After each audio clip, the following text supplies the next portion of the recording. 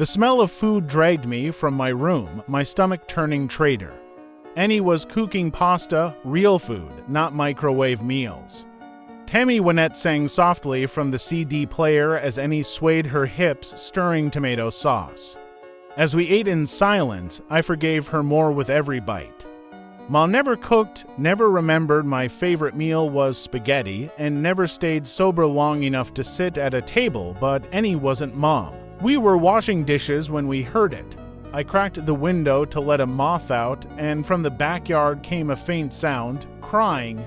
I thought it was Mika, the 2-year-old next door, or maybe the cat from down the street. Annie flipped on the porch lights, and we sat in the plastic chairs, making up constellations like we did when we were kids. Ah. Yes, the Coors Light, Annie said, nodding like a wise sage. I laughed right next to the ashtray left by Angels on a smoke break. But then the crying got louder, closer. It was definitely human. I stood up, thinking it was Mika, lost in the dark. Maybe he wandered around the back. Should I call Connie? Annie didn't reply, just stared out into the night. I sighed, ready to handle it myself. But as I stepped off the porch, Annie's voice stopped me, strained ...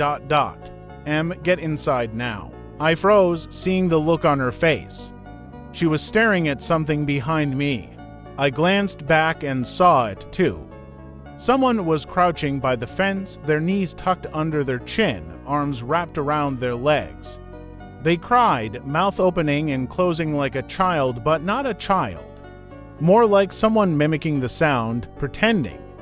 Then they straightened, unnaturally tall and thin. Panic shot through me. I moved, pulling Annie inside and slamming the door, locking it.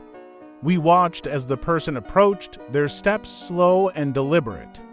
Annie grabbed my hand and turned me to face her. Don't turn around, Emmy, don't. I instinctively started to look, but she shook my face hard. She was serious. I'm going to call the cops, she whispered, her voice cracking. But your phone's on the porch. Her phone was upstairs. My stomach dropped. Then came a soft tapping against the window. Annie's eyes widened as we both turned toward the sound. Someone's forehead was bumping against the glass, slowly at first, then faster, harder.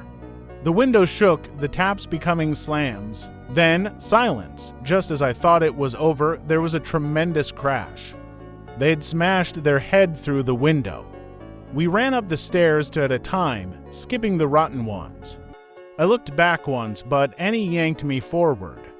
We locked ourselves in the bathroom, pressing our backs against the door. Footsteps started on the stairs, slow and deliberate, as if the person was taking their time. The crying turned into mocking laughter, high-pitched giggles echoing through the hallway. We listened as they opened my bedroom door, then slammed Mom's door. The next door would be the bathroom. Annie pushed a knife into my hands.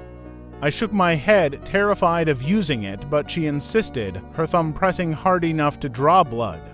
Suddenly, something slammed against the wall we shared with Mom's room, followed by a high-pitched howl. My heart pounded in my throat, and I held my breath. I'm going to get the phone from my room, Annie whispered. I shook my head in protest, but before I could say anything, she clamped a hand over my mouth. I tasted the blood from her cut, salty and metallic. Yes, I'm going to get the phone, she repeated. We're going to be okay. Follow for part 2.